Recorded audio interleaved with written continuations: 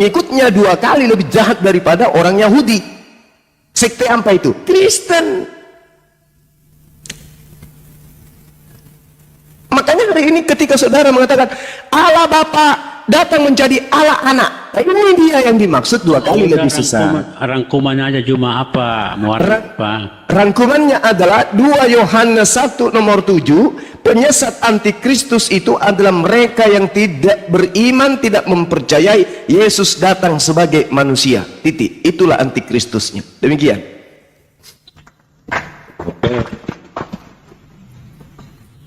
Saya ingin menjawab dengan analogi yang sama, yaitu Bang Juma bicara kendaraan.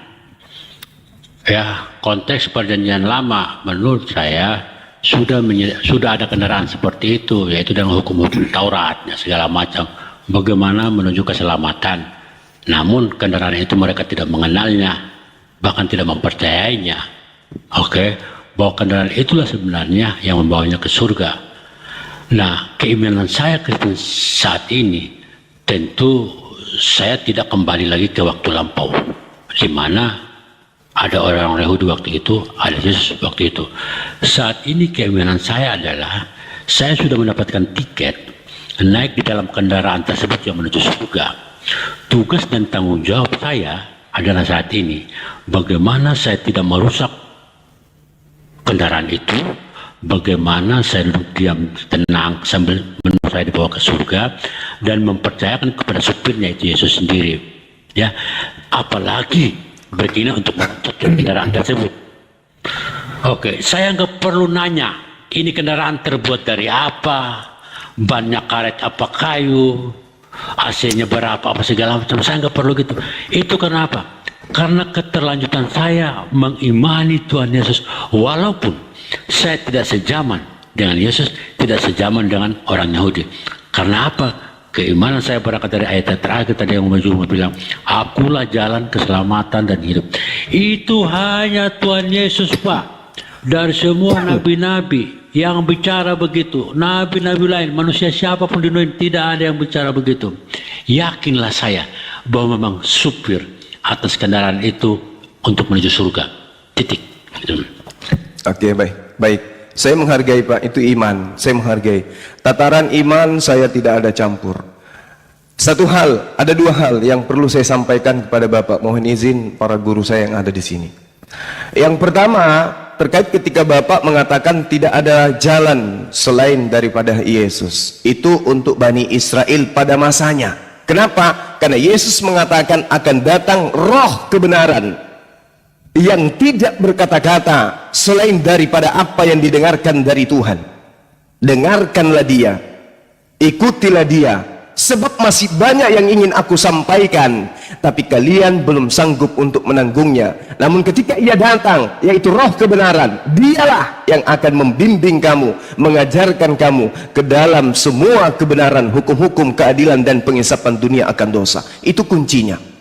Makanya kemudian ketika ia datang, apa kata Al-Quran? Dialah jalan satu-satunya. Yahdi bihil manittaba'a ridwanahu subulan salam. Subulan salam. Satu-satunya jalan menuju keselamatan, yaitu baginda Rasul Muhammad sallallahu alaihi wasallam. Ini poin. Kenapa saya katakan demikian? Karena Rasulullah Muhammad sallallahu alaihi wasallam lah yang memuliakan Yesus. Ingat? Yohanes 16 nomor 14, apa kata Yesus? Apabila roh kebenaran itu datang, dia tidak berkata-kata dari mulutnya sendiri, tetapi yang didengarkan dari Tuhan, itulah yang disampaikan. Makanya Al-Quran 30 juz itu tidak bercampur dengan perkataan manusia. Dan ketika roh kudus kebenaran itu datang, dia akan memuliakan aku. Itu kuncinya. Sekarang kendaraan apa yang kita gunakan di dalam kehidupan kita antara Islam dan Kristen yang memuliakan oknum Yesus? Ini kendaraan apa yang kita lakukan, yang kita naiki supaya kita sampai kepada Tuhan Bapa ini? Kenapa? Karena kendaraan yang benar adalah kendaraan yang tolak ukurnya memuliakan Yesus, bukan menghinakan Yesus. Nanti kita bahas itu. Sekarang yang kedua, Ketika saudara mengatakan menggunakan kendaraan Yesus, saya katakan kepada saudara di dalam Yohanes 12:48, ini sangat naif ini. Kalau Bapak menggunakan logika sehat untuk menelaah pernyataan Yesus, barang siapa yang menolak aku, barang siapa yang menolak aku, dia sudah ada hakimnya, yaitu perkataan yang aku katakan, firman yang aku katakan, perkataan itulah yang akan menjadi hakimnya nanti di akhir zaman. Artinya apa? Pengajaran-pengajaran Yesus sebelum dia terangkat ke langit, pengajaran itulah kemudian yang akan menjadi tolak ukur keselamatan manusia. Coba, barang siapa yang menolak aku, dia sudah ada hakimnya, yaitu firman yang pernah aku katakan. Firman itulah yang kelak akan menjadi hakimnya di akhir zaman. Jadi kalau Bapak nih merasa naik di kendaraan Yesus, begitu nanti Anda turun dari kendaraannya, Anda ditanya, loh kok kamu wajahmu kok hitam, hangus, kenapa rupanya? Apa yang kamu lakukan ketika di dunia? Saya menyembahmu Yesus. Nah nanti Anda akan ditanya, yang mengajarkan Anda menyembah saya itu firman yang mana? Di mana firman yang pernah keluar dari mulut saya yang menjadi tolak ukur penghakiman yang menyebabkan Anda menyembah saya?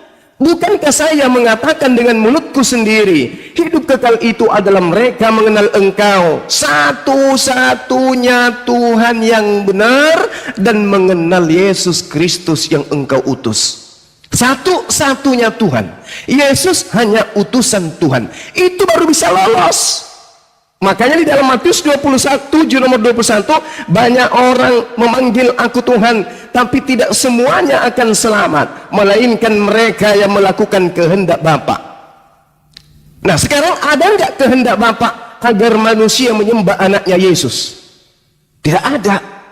Lalu siapa yang mengajarkan Bapa menyembah Yesus? Anda kendaraannya salah, Pak. Anda salah kendaraan. Yang harusnya ke bandara, Anda pakai malah ke pasar Senen. Nggak nyambung. Kendaraan Anda nggak nyambung. Perasaan Anda aja yang mengatakan, yes, semakin dekat bandara, sebentar lagi sampai bandara. Begitu kendaraan Anda sampai, ternyata nggak sampai ke bandara, Pak. Adanya di Mangga 3. Kan lucu, Pak. Kendaraan udah menuju ke surga, Anda sampai di sana. Nggak ada lagi kendaraan lain. Mau tidak mau, enyahlah kamu daripadaku, engkau semua pembuat kejahatan. Itu Pak, polanya sangat sederhana sebenarnya. Silakan.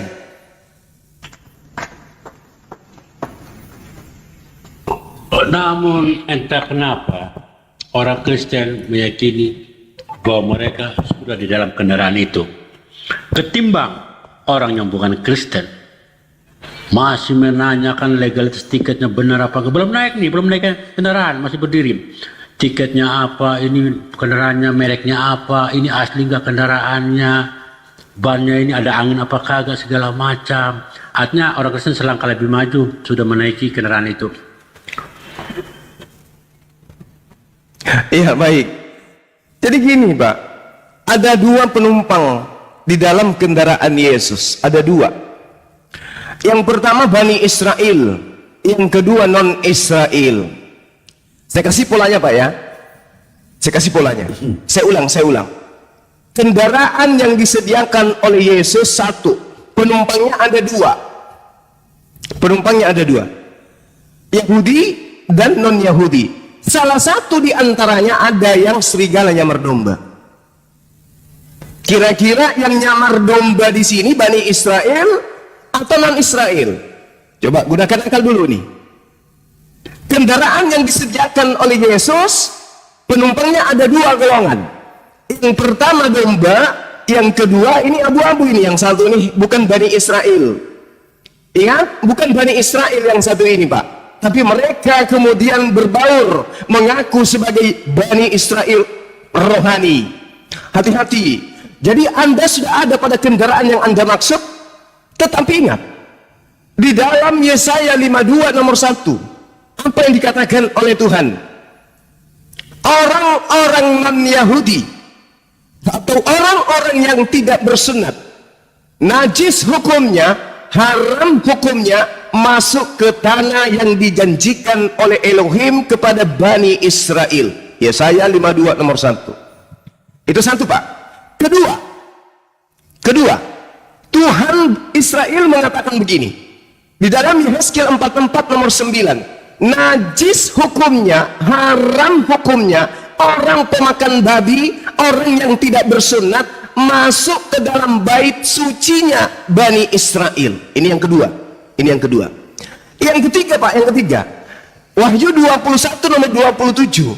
Najis hukumnya orang yang tidak bersunat dan makan babi masuk ke dalam surga. 3 poin. Kira-kira kalau dihadapkan 3 poin ini ke Bapak akan kelabakan dan loncat langsung lihat jendela.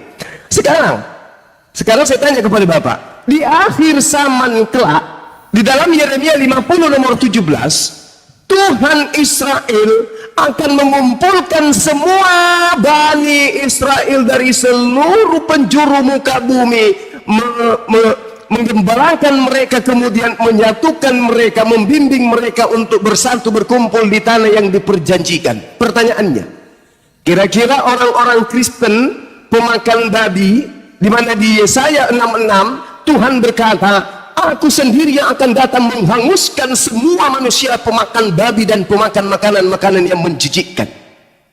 Kira-kira ketika nanti dihimpun Bani Israel yang sudah bersera ini, dihimpun ke tanah yang diperjanjikan, kira-kira orang Kristen ikut terhimpun tidak ke sana?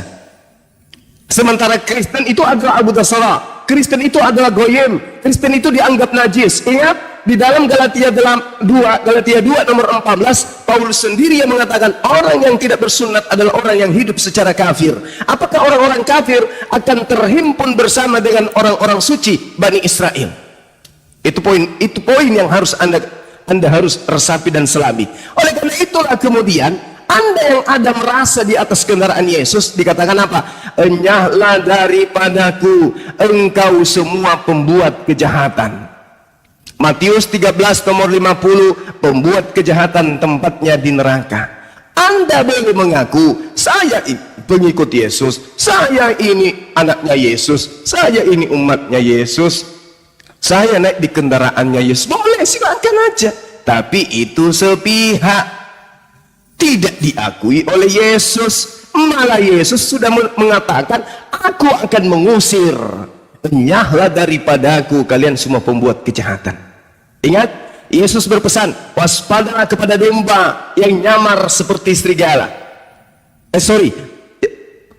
Waspadalah kepada serigala yang nyamar seperti domba. Ingat, yang nyamar seperti domba artinya yang nyamar seperti Bani Israel. Di mana dua agama ini, Islam dan Kristen, di mana salah satunya yang menyamar seperti Bani Israel? Islam kah atau Kristen kah? Dari buahnya kita melihat. Silakan.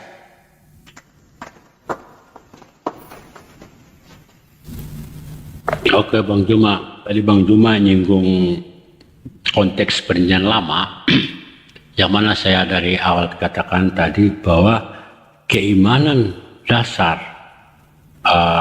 orang Kristen mengenal Yesus yaitu dari konteks perjanjian lama dengan segala macam ceritanya, kan gitu kan. Dan itu orang Kristen sampai saat ini berkeyakinan bahwa kami menyembah Allah yang benar, Allah Ishak, Abraham dan Yakub, gitu. Nah, orang Yahudi ya, hukum Taurat itu banyak, Pak. Ada seperti Bapak yang sudah sebutkan tadi itu, kalau menurut peraturan itu sekitar 613 selain hukum yang ke-10 hukum itu ya. Itu pun Pak, di dalam pelaksanaannya tidak semua orang Yahudi ya bisa dan mampu melakukan hukum Taurat itu. Dan hukum Taurat ini adalah hukuman yang jika melanggar tentu sangat bahaya bagi orang Yahudi.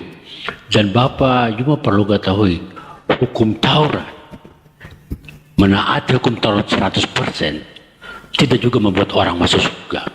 Bahkan adanya hukum Taurat ini membuat hidup manusia makin susah, makin sulit. Hukum Taurat dianggap sebagai momok yang menakutkan. Kenapa? Karena jika melanggar ada kutukan, hukuman dari Allah. Oleh karena itu hukum Taurat harus digenapi. Hukum dari Allah yang sebenarnya yang menjadi hukum terakhir yang Yesus bawa tidak boleh menakutkan, tidak membuat orang lebih banyak bikin salah lalu banyak membuat dosa seperti itu. Oke, saya analogikan dalam kendaraan. Pak Juma bilang di dalam kendaraan yang menuju surga ini adalah ada dua penumpangnya, yaitu orang Kristiani yang percaya terhadap Yesus Kristus dan orang Yahudi. Orang Yahudi kalau saya analogikan, mereka berada di penumpang atau di kendaraan yang sama, namun tidak mengenal persis siapa supirnya.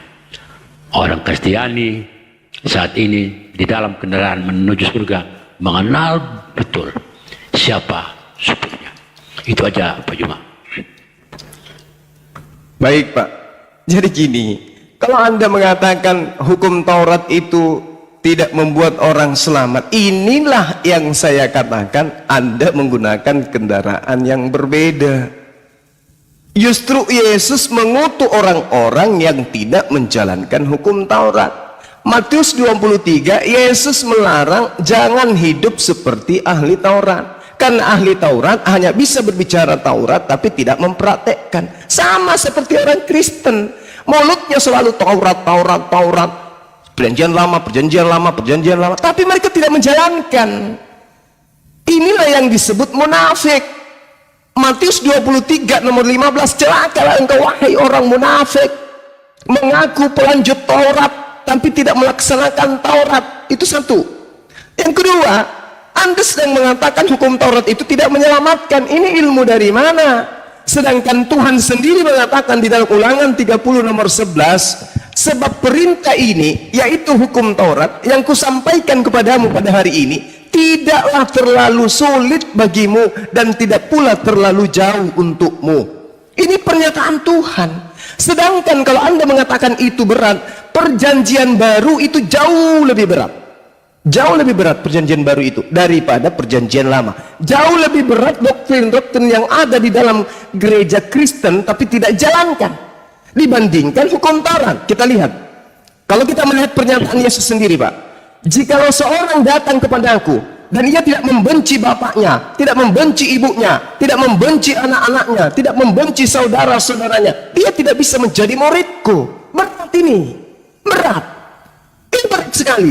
Belum lagi ketika ia mengatakan begini di dalam Lukas 6 nomor 49, akan tetapi barang siapa mendengarkan perkataanku tetapi tidak melakukannya, ia sama dengan seorang yang mendirikan rumah di atas tanah tanpa dasar. Ketika banjir melandanya, rumah itu segera rubuh dan hebatlah kerusakannya. Ini pengakuan Yesus. Nah sekarang mari kita buktikan di dalam Matius 5:42. Berilah kepada orang yang meminta kepadamu dan janganlah menolak orang yang mau meminjam daripadamu. Anda bisa praktekkan ini Pak. Ini hukum di dalam kitab saudara perjanjian baru. Berilah kepada orang yang meminta kepadamu dan janganlah menolak orang yang mau meminjam daripadamu. Anda bisa praktekkan. Sekarang saya mau minta. Saya mau minta istri Anda. Bisa Anda praktekkan? Saya mau minta rumah Anda. Saya mau minta anak gadis Anda. Jangan menolak. Ini hukum di dalam kitab saudara. Matius 4 nomor 52. Lukas 12:233, jualah segala milikmu dan berikanlah sedekah. Buatlah bagimu pundi-pundi yang tidak dapat menjadi tua, suatu harta di surga yang tidak habis, yang tidak dapat diingat pencuri dan yang tidak dirusakkan ngengat. Bisa Anda menjual semua harta Bapak? Bisa? Bisa? Lukas 6 nomor 30, berilah kepada setiap orang yang meminta kepadamu dan janganlah memintanya kembali kepada orang yang mengambil kepunyaanmu. Bisa Bapak praktekkan? Lebih mudah Taurat Pak. Lebih mudah Taurat Pak. Lebih mudah. Cuman karena ajaran Anda adalah ajaran anti terhadap Tuhan, maka ajaran Tuhannya diganti dengan membuat ajaran baru yang lebih sulit, tapi dikatakan kasih. Apa ini?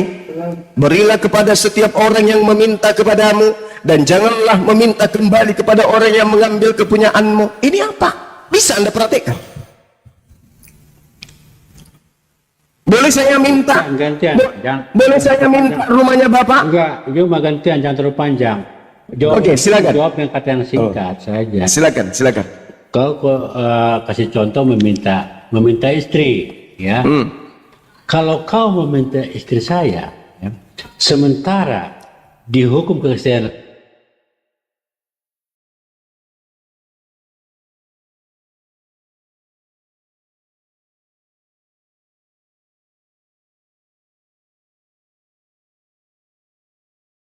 begini cuma begini kok konteksnya begini, ya.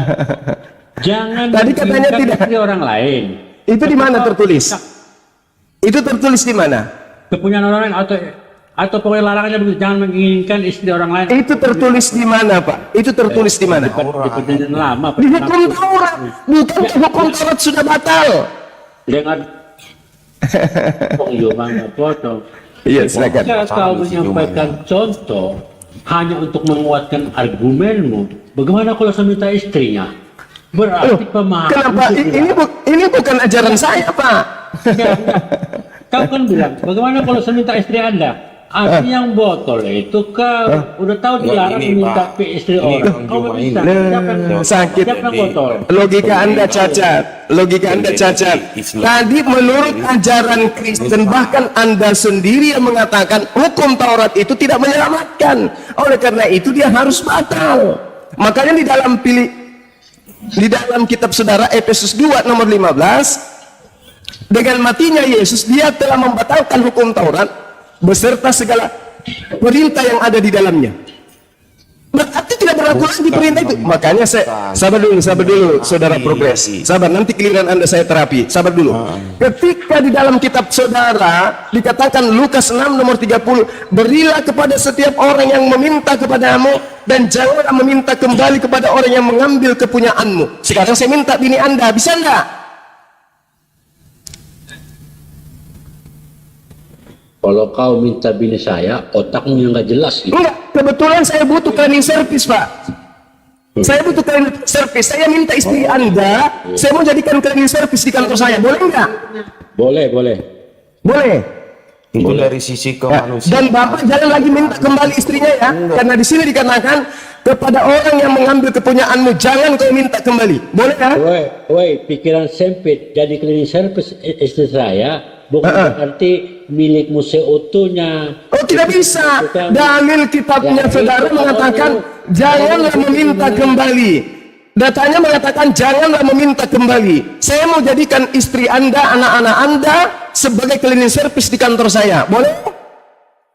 Ngomong pasang jebakan begini kayak anak kecil ngomong. Ini dalil kitab suci katanya. Atau di lobby aja ini dalilnya, di Tipex. Jumanya yang Di menafsirkan Tipex. liar. Enggak bisa.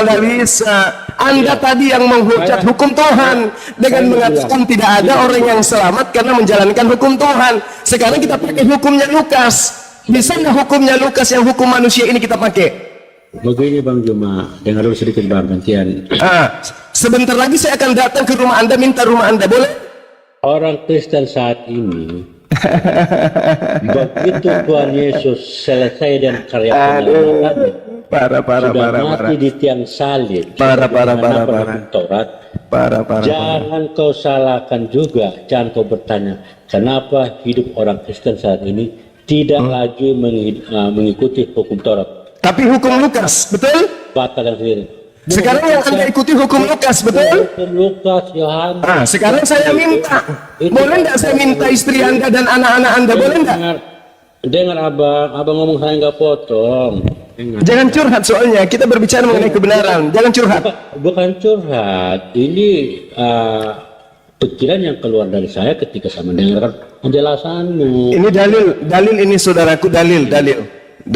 Lukas 6:30, ini dalil. Ini belum seberapa ini. Ini baru kulit-kulitnya, belum saya ambil isi intinya di dalam. Begini Juma, kau omongnya aja yang banyak, intisarinya nggak ada, faedahnya apa? Lukas 6:30, coba Anda yang menarasikan, silakan.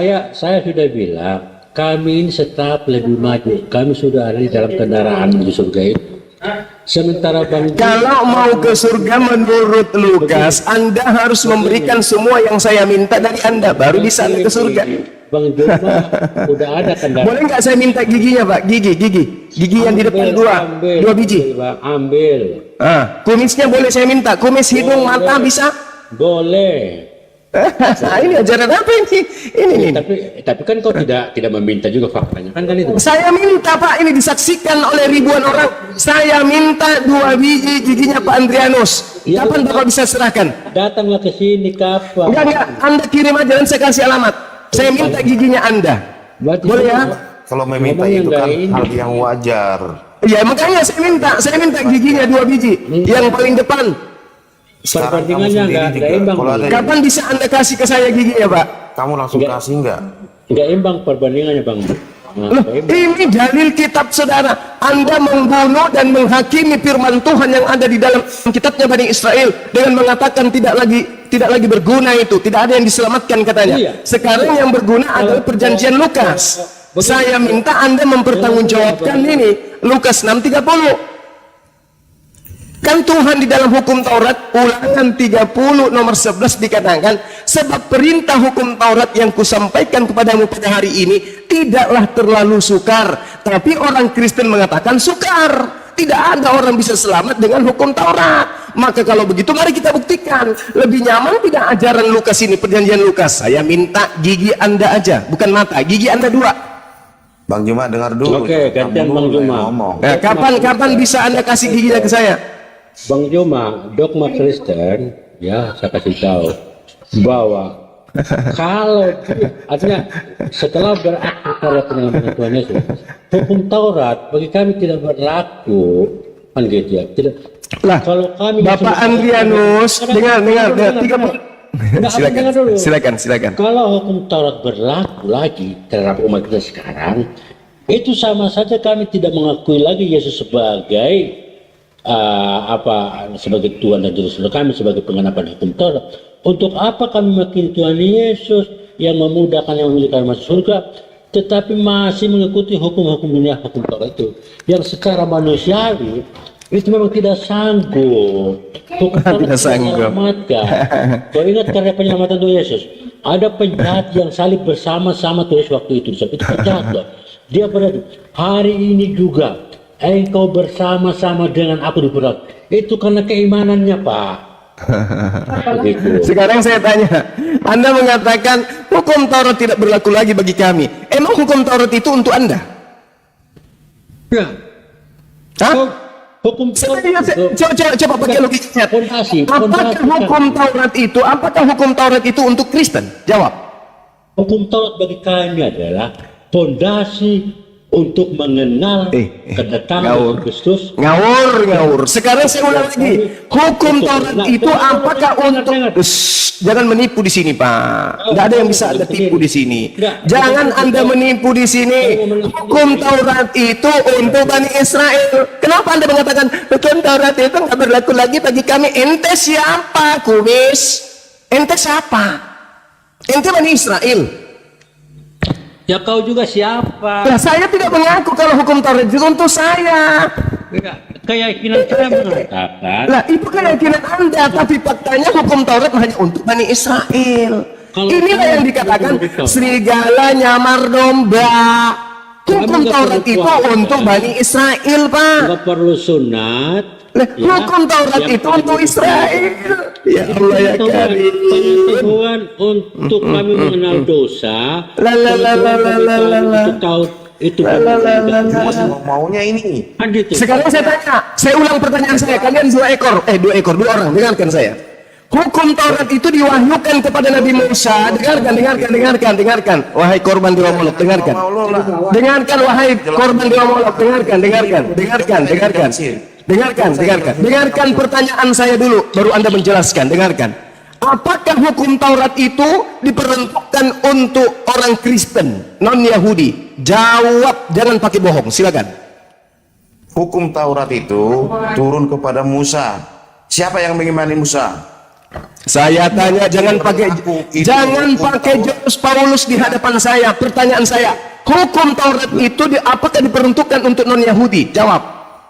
Hukum Taurat itu turun kepada Musa, ya. Siapa yang mengimani Musa berarti berlaku untuknya. Nenekmu kiper, kau jangan pakai jurus gerejamu di sini. Jangan pakai jurus gereja di hadapan saya. Saya ulang lagi. Ini yang ketiga kalinya. apakah hukum Taurat itu diwahyukan oleh Tuhan kepada Musa untuk seluruh umat manusia? Jawab.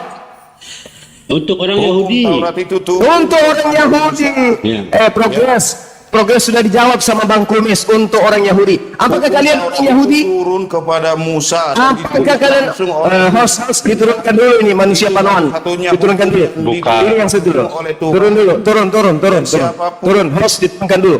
Bang Kumis, Anda sudah mengaku bahwa hukum Taurat itu untuk orang Yahudi. Lalu kenapa Anda mengatakan hukum Taurat itu sudah tidak berlaku bagi Anda? Yahudi atau Israel, karena itu kalau Yahudi kan baru sekarang aja, Israel lah itu, ya gimana Ya, sih? apakah Anda orang Israel? Israel rohani, Yahudi. Kenapa? Kenapa tidak menjadi pemimpin? Halo, saudara. Kenapa tidak menjadi pemimpin? Inilah yang disebut serigala berbulu domba. Di mana Anda mendapatkan istilah Israel rohani itu dari mana? Juma, aku Dari mana Anda mendapatkan julukan Israel rohani? Dengar Jawab. Bang Juma, dengar. Aku menyadari, aku KTP Indonesia, Bapak. Oke. Tapi Ya, KTP Indonesia. Tapi Ya. Keimanan saya berdasarkan Alkitab. Di dalam Alkitab itu ada hukum Taurat, ada perjanjian lama, ada perjanjian ya baru. itu karena agama Anda mengambil kitabnya orang. Dengar, bukannya agama lo. Apa yang diambil dari Al-Quran, dari Torah dengan Al-Quran? Ya itu, Ada. aku sering dengar Ada. di Komal bahwa hukum-hukum di Al-Quran itu resapan semua dari cerita-cerita. Nenekmu kiper, udah. Ya, sunnah. Memang kau lihat, memang saudara lihat ada di Al-Quran. Memang saudara lihat ada di Al-Quran ditempelkan kitab perjanjian lama, ada? Enggak lihat, dengar. Enggak ada. Udah, Saya sudah. Belum pernah baca. Sekarang saya tanya sama Anda KTP Indonesia, apakah Anda Bani Israel? Bukan. Bukan.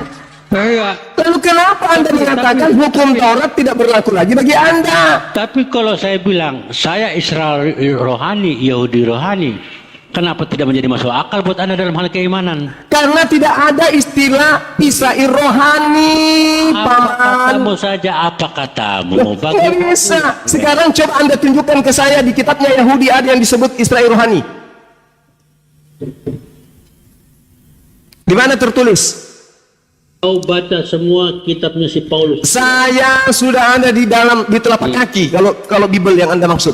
Sekarang saya tanya sama Anda, tunjukkan satu data di dalam pengajaran Bani Israel ada yang disebut Israel rohani. Silakan. Pantasan kau taruh di telapak kaki bego. Iya, karena tidak layak disimpan di kepala, rusak otak kalau disimpan di kepala.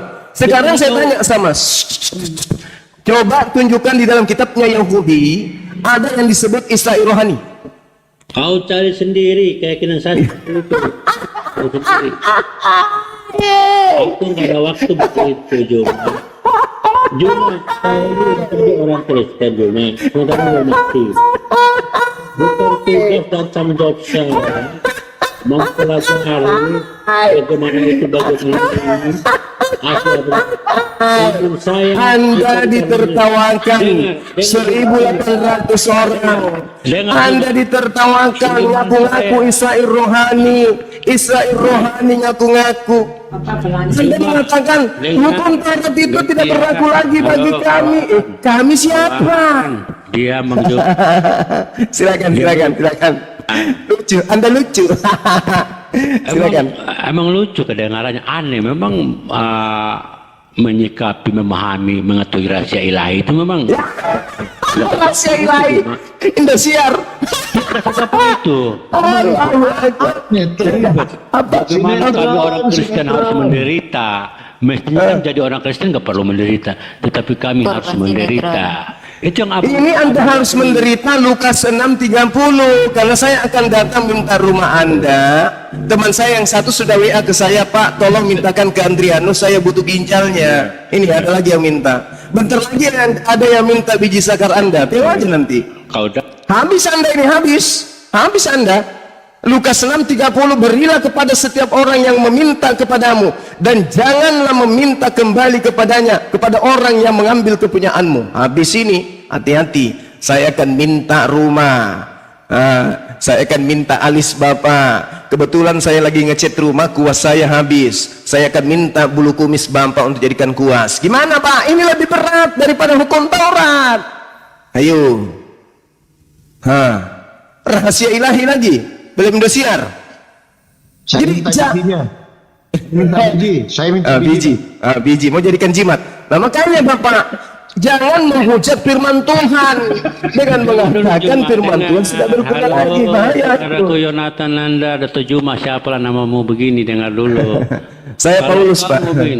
Kalau kau meminta biji sakar saya, ya, mengikuti omonganmu, kau datang di sini sudah ada golok di depan saya, gitu. Karena kau orang bodoh yang meminta soalnya. Gitu. Ini dalilnya, berilah kepada setiap orang yang meminta. Ada golok. Hanya begini juga. Hanya Boleh pakai golok Pak, pakai pisau. Artinya- Untuk mengiris bijinya itu pakai silet juga bisa. Ngapain pakai golok? Sempitlah pengetahuan kau tentang agama karena kau menerjemah secara literek. Ketika kau sempit pemahaman tentang agama, maka akan menjadi celaka juga bagimu. Bagaimana mungkin kau datang Matius tanpa ini segala macam, 5:42. mau minta biji? Berilah kepada orang yang meminta kepadamu. Janganlah menolak orang yang mau meminta kepadamu. Matius 5:42. Ini dalil, Pak. Seperti itu, kau jangan mengaplikasikan dalam kehidupanmu sehari-hari seperti itu, bahaya. Lalu apa maksud dari data ini, Pak? Apa maksudnya? Ya itu pengajaran, itu pengajaran cuma. Pengajaran untuk Iya, dengar, pengajaran buat semua orang. untuk apa? Untuk orang itu berbuat baik. Berbuat baiknya kayak mana? Supaya di dunia ini tidak terkacau apa segala macam. Tentunya baik-baik yang kita. Ini berbuat baiknya maksudnya gimana? Berilah kepada orang yang meminta kepadamu. Betul? Betul. Sekarang saya minta biji segar Anda untuk dijadikan hiasan di alun-alun. Boleh? Ya kau mintalah yang pantas aku berikan. Ya tidak, ini berilah apapun yang diminta. Kau rakus. Enggak apa-apa. Saya mau tempel di alun-alun. Boleh nggak? Sayang, begini Juma, kalau kau minta sesuatu hal yang tidak ada padaku, ada biji segarnya saya minta. Saya mau gantung di alun-alun. Oke, kalau kau pun meminta jakar, sementara aku butuh itu jakar juga supaya sama dengan kau mau ya kita ribut ini perintahnya ya. Jangan kamu menolak. Begini. Matius 5:42. Makin berilah kepada orang yang meminta kepadamu dan janganlah menolak. Nah, ayo jangan ke ini. Ini hukum Matius dan hukum Lukas. Itu ajaran saya, kau jangan ulang-ulangin. Saya bukan di tahap belajar, saya udah tahap analisis cuma, makanya saya ngomong gak pakai data.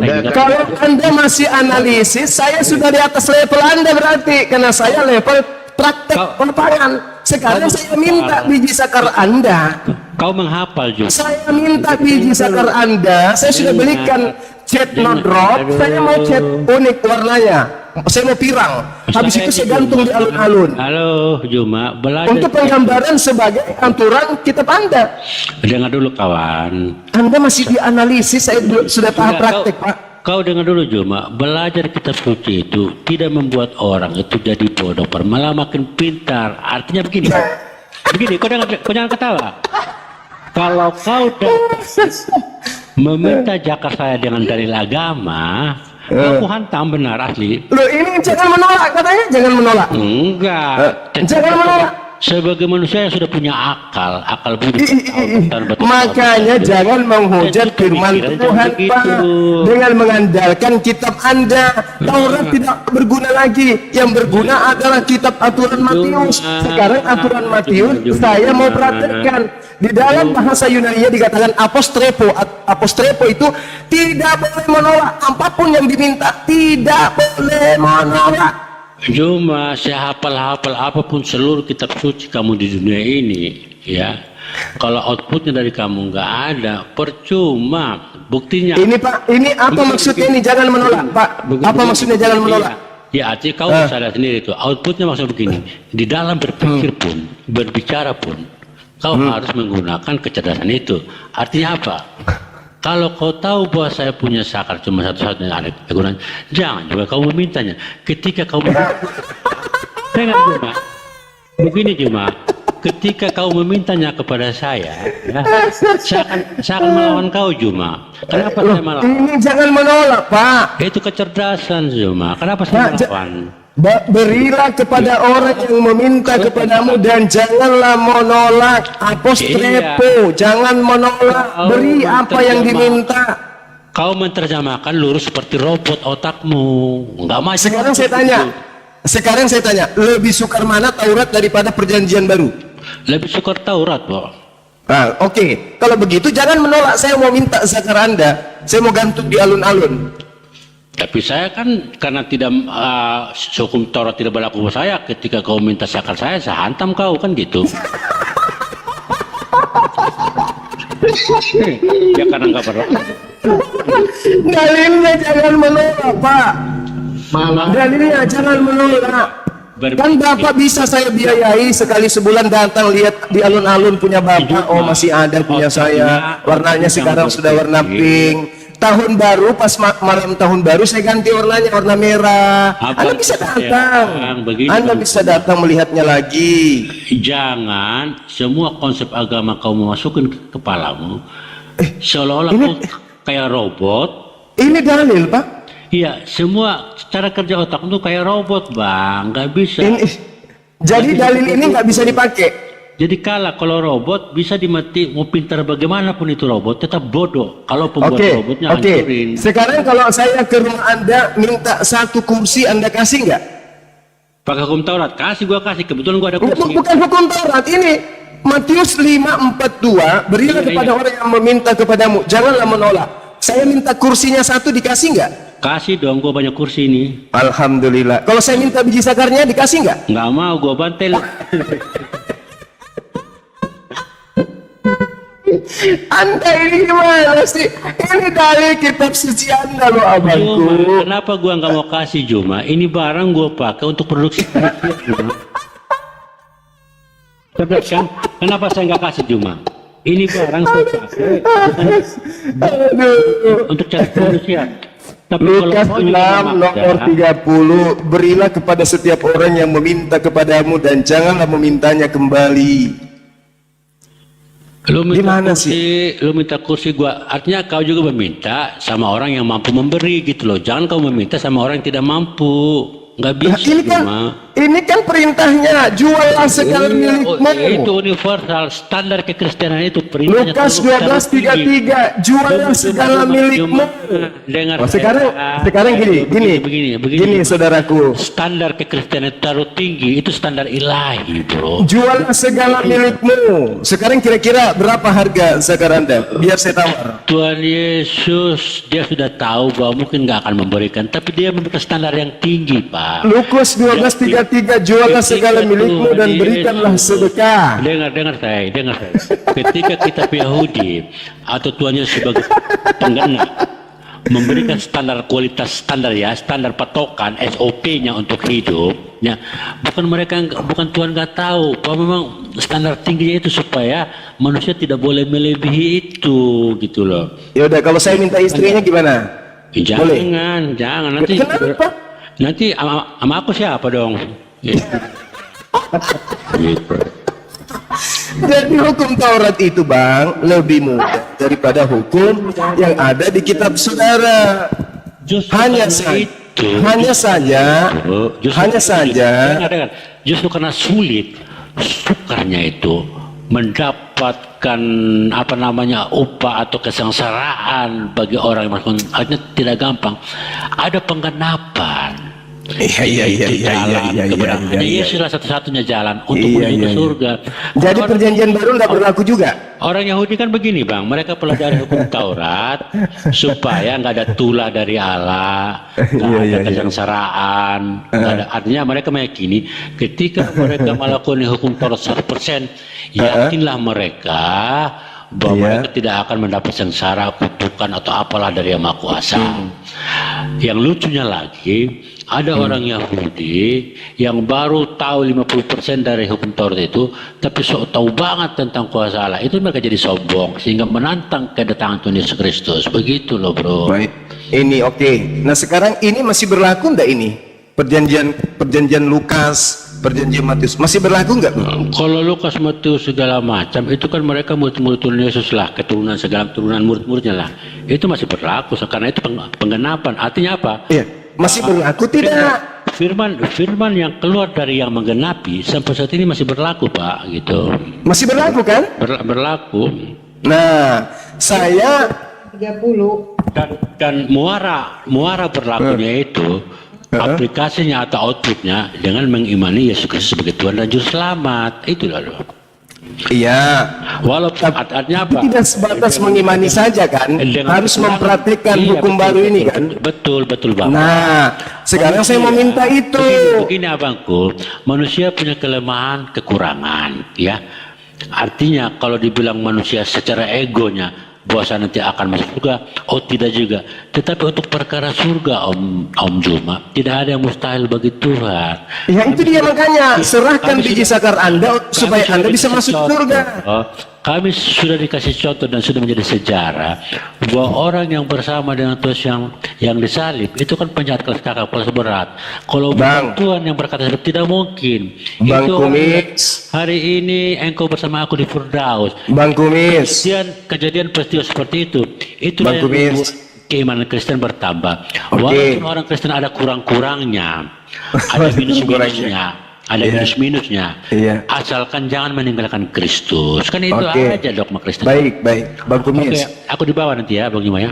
Sabar, sedikit lagi, 5 menit lagi. Abang, apakah ketika Abang Andrianus nanti ke surga bawa biji sakar? Enggak, roh aku nanti. Enggak. Rokok. Jadi serahkan aja sekarang, Bang. Kan Anda bawa juga ke sana. Itu ada biji kambing itu enak biar barang enggak. Kalau pingin biji-biji gituan Juma, itu biji Enggak, ini enggak berlaku bagi kambing ini. Lukas 6:30, berilah kepada setiap orang yang meminta dan jangan menolak. Lagian kan Anda tidak, ketika Anda ke surga, Anda sudah tidak punya biji sakar. Anda cacat nanti di sana. Lemahnya logika kau itu untuk apa juga kau minta biji sakar? Saya mau jadikan tanda bukti di alun-alun kota Makassar. Ini loh ajaran kasih dari Kristen. Rela kemudian memberikan biji sakarnya demi keselamatannya mengikuti Yesus. Berarti kau awetin dulu ya. Enggak perlu diawetkan, nanti di sana baru kita semprot pakai apa itu? Pengawet. Gitu loh, Bang. Kan tidak Anda bawa ke surga juga. Enggak. Buktikan ajaran kasih Anda. Bahwa Secara Anda lebih kasih konservatif. kepada Yesus daripada biji sakar Anda. Ini dalil perintah. Kalau kau memang cerdas, pintar, hanya untuk jadi? mencerdaskan orang Sulawesi. Kok jadi cerdas, pintar? Enggak, kalau kau cerdas pintar dan tidak menyakiti saya, kau ambil aja biji sakar monyet atau kambing. bilang, Ini bukan kitab saya, Bang. Ini kitab Anda. Enggak, Ini kitab enggak, Anda. enggak. Kau kan Jangan pakai mengaplikasi- tipu-tipu, enggak, nggak begini. bisa. Kau kan mengaplikasikan dalam kehidupan kamu sehari-hari. Loh, katanya. Anda yang harus mengaplikasikan. Ini bukan kitab saya. Kenapa jadi saya? Perlu aku ikutin kau? Ini kitabnya, jangan ikuti saya, ikuti kitabnya.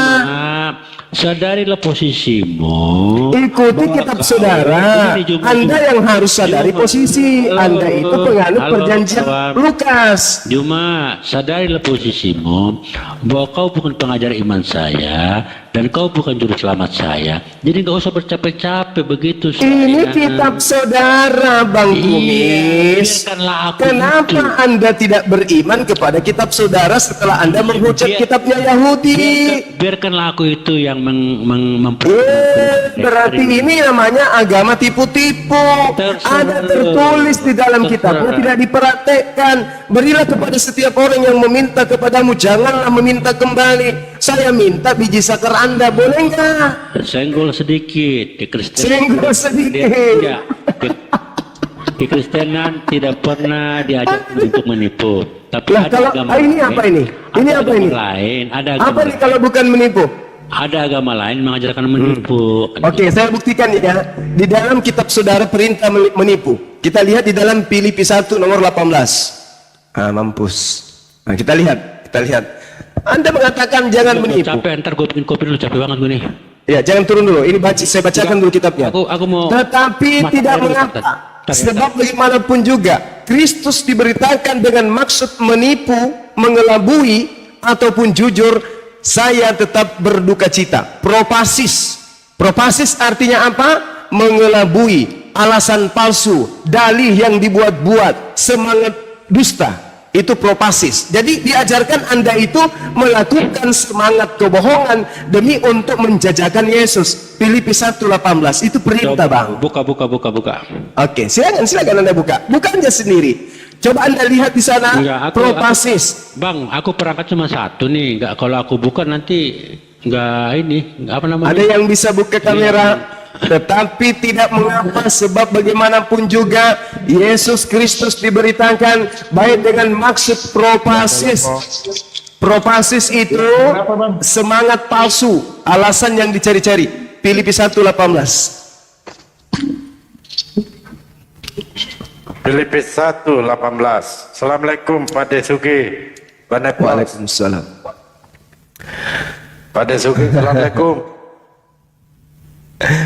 Mengelabui. Allahu Akbar. Masya Allah.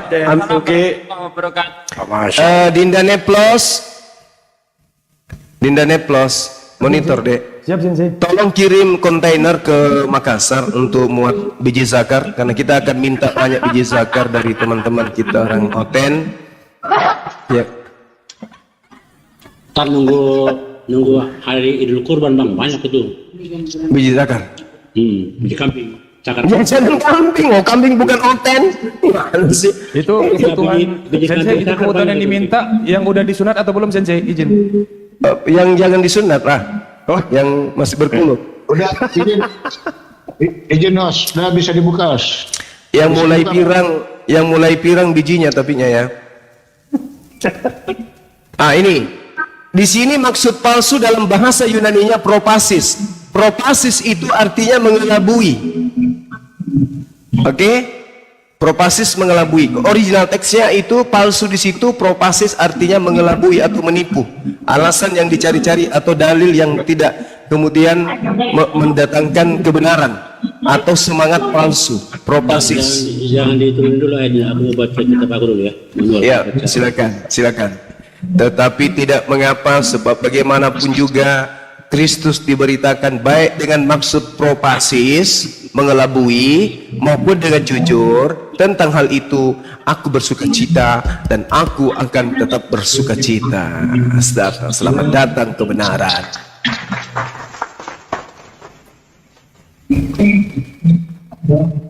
Oke, udah siap. Ini dipotong, goloknya udah siap.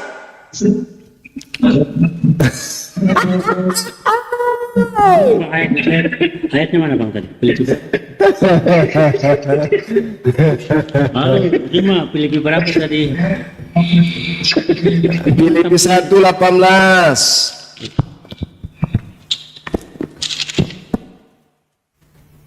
Anda mengatakan kitabnya orang Yahudi nggak berlaku, nggak ada yang selamat. Yang selamat karena menjalankan hukum Lukas, hukum Markus. Nah, kita pakai hukum Lukas. Berilah kepada setiap orang yang meminta kepadamu, janganlah memintanya kembali. Nah, saya minta biji zakar Anda. Kalau bulunya udah putih boleh, Bang? Boleh, nanti tinggal dicet.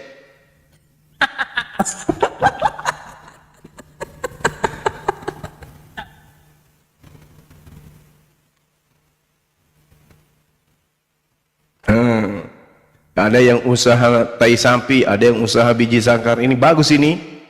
Nanti orang Korea kita tawarkan untuk buka shop biji zakar. Ada job baru.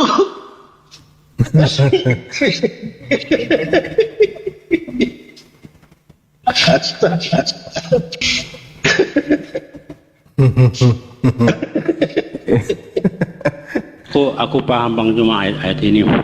Iya, maksudnya silakan. itu artinya ada orang-orang lain, boleh dibilang nabi-nabi palsu selain Paulus, mungkin memberitakan bahwa Kristus tidak jujur segala macam. Di sini Paulus menyangka, bukan berarti ini pernyataan Paulus begitu. Loh, Gitu. gimana sih Bang ini?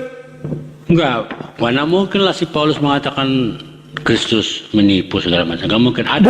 Bukan. Kalau Maksud tidak dari ada, data ini, Pak, maksud dari, tunggu sabar. Maksud dari data ini adalah terkait pengajaran tentang Yesus itu bisa menggunakan teknik mengelabui demi untuk mengajarkan ketuhanan terhadap Yesus. Makanya dia mengatakan di dalam kitab Anda sendiri, 1 Korintus berapa itu ya? 19:20 kalau nggak salah. Dia katakan gini, kepada orang Yahudi saya mengaku Yahudi, kepada orang yang taat hukum Taurat saya mengaku sebagai pengikut hukum Taurat meskipun saya tidak ikut Taurat, supaya saya bisa memenangkan banyak jiwa. Nah sama, supaya Yesus bisa dimenangkan, maka kita ajarkan tentang Yesus dengan maksud mengelabui, mendustai, ataupun dengan maksud jujur. Tentang hal itu aku Paulus tetap bersuka cita. Maka ajarkanlah Yesus itu seperti apapun caranya, yang penting tujuannya untuk menggait banyak pengikut. Itu maksudnya Pak Andrianus. Oke, saya ikutin cara berpikir Ya. Paulus orang Yahudi, tentunya untuk hukum-hukum Yahudi, hukum Taurat, dia tahu persis itu. Oke. Sementara tugas pelayanan dia adalah di kalangan yang bukan Yahudi. Setuju Bang ya? Iya, makanya. Nah, ketika dia melayani di kaum jemaat yang bukan Yahudi, mempraktekkan hukum Yahudi, tentu saya jamin 100% orang yang bukan Yahudi tidak akan percaya dan tidak akan menerima itu. Iya, makanya Paulus Artinya, menulis surat begini, tidak ada untuk Yahudi. artinya begini, ketika tidak menerimanya hukum Taurat di kalangan yang bukan Yahudi, tentunya hal ini juga menjadi penghalang untuk berkembangnya pemberitaan tentang Tuhan Yesus, kan gitu.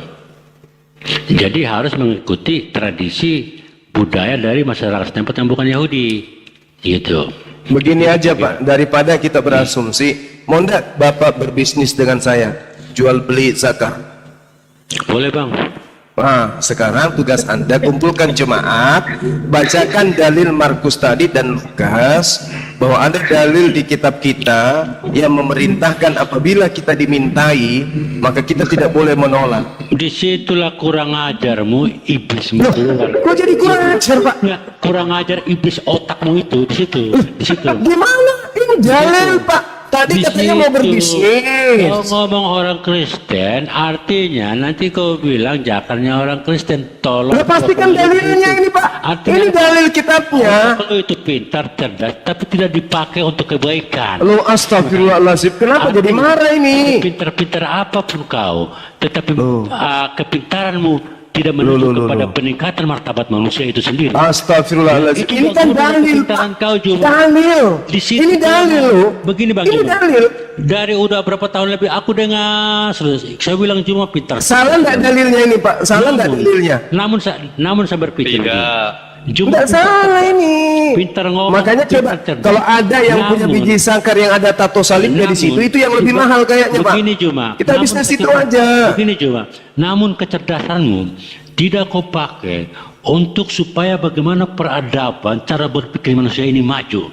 Ya, ada malaikat juga, malaikat memberitakan kebenaran, Allah juga iblis menyerupai ini Allah ada Pak.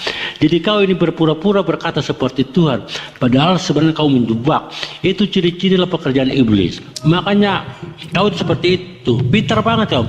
Tapi kepintaran kau tidak membuat peradaban manusia itu maju, malah tambah jongkok. Asli. Makanya Yesus waspadalah kepada orang Farisi ahli Taurat. Ini akibatnya. Saya salut Karena kau juga. pengikutnya, Salut. pengikutnya Apa? 2 kali lebih jahat daripada ahli Taurat. Ini hadiah untuk kalian. Saya Ini salut hadiah juga. kitab ini. Anda Tidak. menghujat kitabnya orang Yahudi, mengatakan itu sengat maut, mengatakan itu penyebab dosa, mengatakan itu adalah sampah, menyebabkan manusia terkungkung dan terpenjara dalam hukum Tuhan dan dosa.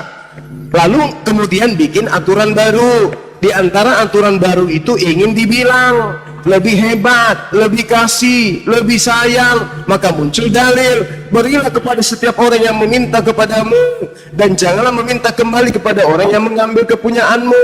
Ini mau dibilang ini Mau sosokan kasih, minta kursi dikasih, minta meja dikasih, minta ini dikasih, giliran minta biji sakar nggak mau. Ini artinya palsu. Bang, cara berpikir otakmu benar. Saya akui kau pintar dalam sini.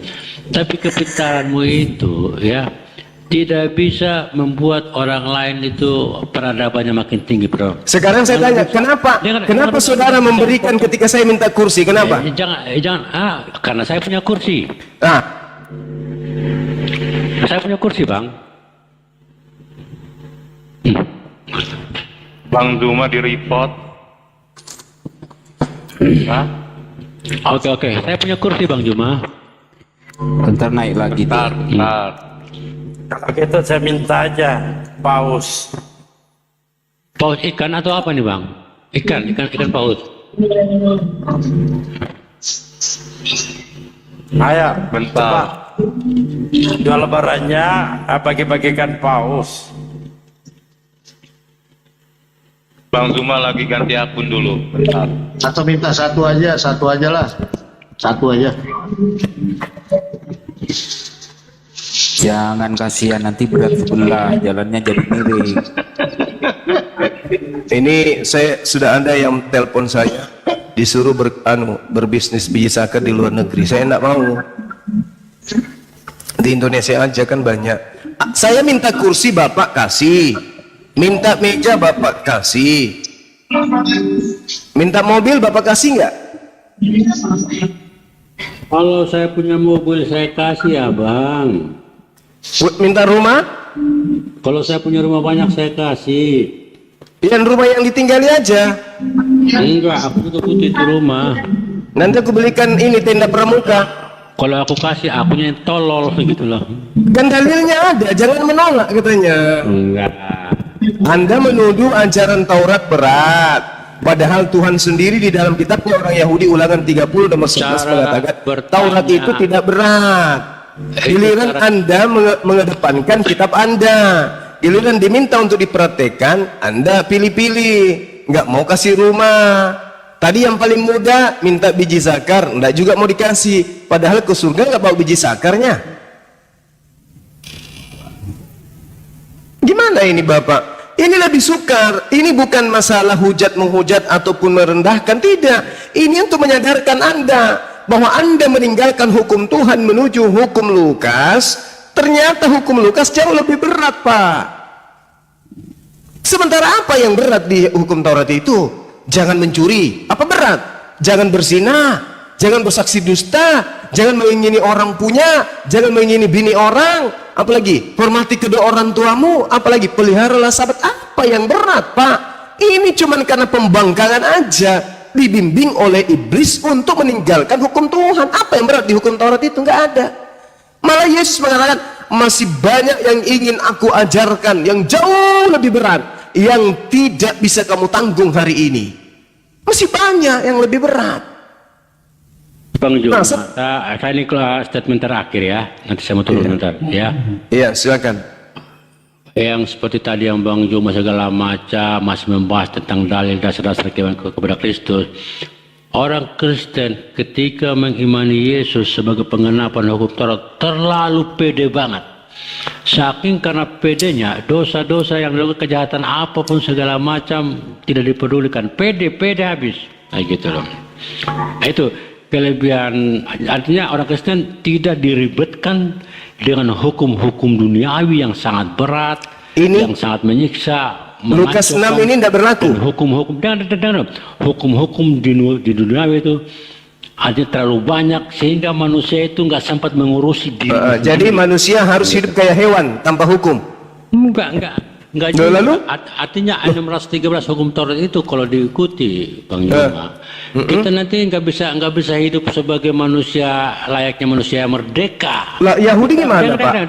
Kita ketika mengikuti itu, kita manusia yang kakinya diikat oleh rantai surga. Jadi harus bebas kayak hewan. Ya, artinya bebas. Nggak seperti gitu dong, Juma. Mana ada undang-undang di negara ini ngatur. Kau Kan tahu, Anda tidak mau diatur. begini Galatia juga. 5 nomor 1. Dengarkan. Undang-undang Galatia 5 nomor negara. 1. Halo, Untuk ada saya, itulah konteksnya untuk bukan itulah begitu. Yesus mati supaya kita Negara. dibebaskan dari aturan Tuhan dan Negara. dimerdekakan dari penghambaan. Setiap negara punya hukum segala macamnya gitu loh, punya hukum untuk ngatur tentang bagaimana hidup bersosialisasi, hidup bersama-sama. Negara sudah punya hukum tentang itu. Jangan abang mengambil contoh yang vulgar seperti itu, yang contoh-contoh yang kayak gimana ya, yang radikalis lah seperti itu. Nggak bisa begitu bang cara berpikir. Untuk Kalau menyadarkan abang berpikir- Anda bahwa Abang- hukum abang yang Anda berpikir begini maksud loh. berat, Begini bang, justru hukum yang dibuat belakangan yang berat, Pak. begini abangku, kalau abang berpikir seperti itu, abang cara berpikir seperti robot loh bang. Kasihan, capek abangnya asli gitu. Yang jadilah manusia yang bebas berpikir, jangan kayak jadi hambanya Allah. Mestinya Justru karena bebas inilah saya menggunakan data. begini bang, menjadi hamba Allah ya, tentunya kita tidak punya kesempatan. Enggak, lu bayanginlah hamba atau pembantu di rumah seperti apa sih kebebasannya. Coba kau berpikir gimana kalau gua jadi anak Allah ya, mungkin kau kebebasan berpikirmu segala macam seperti layaknya seorang anak di dalam rumahnya kan gitu. Itu aja bang, titik. Jadi saya ingin tahu terakhir dari saudara saya ini, yang mana yang berlaku sekarang? Perjanjian lama atau perjanjian baru yang berlaku? Kalau Bang Juma menanyakan yang mana yang berlaku sampai saat ini, keimanan tiap-tiap orang saya tidak pastikan. Itu masalah keimanan, kepercayaan bang. Kepercayaan itu artinya ada harapan bang. Iya, yang berlaku sekarang Harapan. perjanjian lama atau perjanjian baru? Saya kurang tahu persis dalam keimanan Kristen untuk saudara Abang saya. takut kehilangan biji sakar, makanya abang nggak tahu. Ada juga yang mempraktekkan di gereja, ada loh yang mempraktekkan kehidupan seperti perjanjian lama, ada bang, ada. Saya nggak bisa pikir ada. Jadi Gitu. Anda dalam kebingungan berarti. Nggak Apakah bingung, gimana orang aku di dalam Dengan keselamatan. matinya Yesus di atas tiang salib, dia telah membatalkan hukum Taurat dan segala perintah yang ada di dalamnya. Begini, Bang Juma, ini mau Berarti nggak berlaku lagi. Begini bang Nah Juma. sekarang berarti yang berlaku perjanjian baru, betul? Begini bang, abang, saya di dalam kendaraan keselamatan sudah lagi berjalan. Abang masih kejar-kejar kendaraan itu, mengharapkan supaya loncat dari kendaraan itu. Tidak bang. Bukan. Kalau Iya. Anda merasa pada kendaraan yang benar, saya minta biji sakar Anda. Abang, saya udah naik di kendaraan. Abang belum naik, saya udah naik bang. Makanya karena Anda sudah naik, tolong Terus apa praktekkan Lukas 6:30 ini. Waktu aku naik, abang bilang begini, Adrianus, jangan naik, itu bannya nggak ada, itu kendaraannya angin itu salah kendaraan. Ya. Saya teriak abang ke abang, saya katakan jangan naik bang, jangan naik karena nanti itu biji sakar Anda akan diambil. Enggak lah, orang udah dapat tiket. Loh, segala abang ini macam. dalilnya ada, ini dalilnya ada. Ketimbang abang masih Buktinya kejar-kejar ketika kendaraan nanti itu. ketika ke surga Anda masih bawa biji sakar atau tidak? Enggak lah, gitu. Nah, itu dia. Itu udah jadi tanah bang, tanah. Cacat nanti Anda di saya, bangku, tidak ada biji sakar. Begini, Ini dalilnya. begini. Aduh, gimana ini? Ketika nanti roh sudah masuk surga, ya, keinginan freedomnya saya untuk kembali ketemu seperti kamu dalam hidup manusia, aku bisa melakukan itu pak, gitu. Bisa hadir di tengah-tengah kamu, gitu. Nunjukin saya sebagai manusia bisa, karena aku udah jadi roh, kan? Ada sakarnya? Kayak bisa ada gue tunjukin, gitu. Oh, Gitu. jadi di surga nanti kalian juga punya sakar?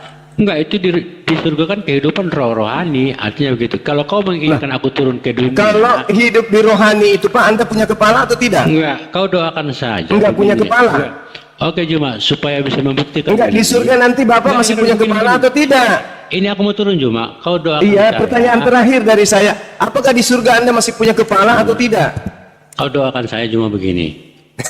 Kau doakan, berhubung aku udah tua, berhubung Oh iya, aku udah baik, baik, tua, baik Bang, baik Bang, baik. kau minta sama Allahmu supaya 2-3 hari ke depan aku mati. Jangan, Enggak, kau jangan minta, kayak gitu. enggak, aku Jangan, mau jangan. mau buktiin ke kau. Saya minta Bahwa ke ketika abang itu saya supaya menjadi manusia abang roh, itu mendapatkan hidayah.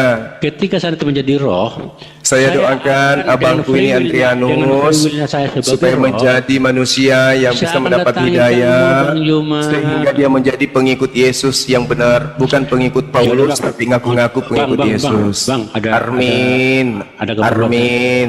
Sesuatu nih, Amin. Bang. Ya. Aku minta maaf kalau ada kata-kata yang salah semua, bukan untuk rekan-rekan Oke. yang di Oke. komen ini. Saya ya. juga minta maaf ya, Bang ya. Bisa ini segala macam, kita nggak ada maksud apa-apa, cuman Iya. ini Iya, pengangguran betul. lah, Bini gitu tinggal kan. lagi bang, bini tinggal lagi kalau turun, tinggal lagi. Nah, aku turun ya, ya yuk. Iya, baik, baik Bang Andrianus. Dadah. Dadah. Tinggalin bijinya bang. Kalau hidup seperti roh, berarti tidak punya Enggak punya kepala di sana. Makanya saya heran.